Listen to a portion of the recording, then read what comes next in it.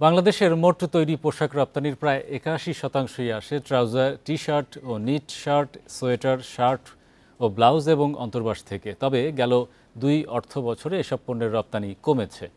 তৈরি পোশাক শিল্পের মালিকদের সংগঠন বিজিএমইএ এর পরিসংখ্যান অনুযায়ী সর্বশেষ ২০২৩-২৪ অর্থ বছরের ৩,৬১৫ কোটি মার্কিন ডলারের তৈরি পোশাক রপ্তানি হয়েছে। বান্ডেল থাকলে প্রতি সেনমানিতে টাকা বাঁচবে। বিকাশ সেনমানি বান্ডেল কিনে জিতুন প্রতি লেনদেনে।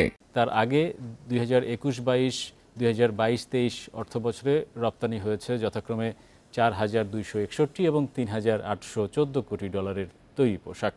এদিকে শার্ট ও ব্লাউজের রপ্তানি ৮% কমেছে। সংগঠনটির তথ্য মতে বাংলাদেশের মোট পোশাক রপ্তানির ৩৩%ই হলো ট্রাউজার। এছাড়া সস্তায় টি শার্ট রপ্তানিতে বাংলাদেশের বেশ সুনাম রয়েছে, যা ২১%। সবচেয়ে বেশি টি শার্ট রপ্তানি করে চীন, যা মোট রপ্তানির ১৭%। তারপরেই বাংলাদেশের অবস্থান, রপ্তানির পরিমাণ ১৫%।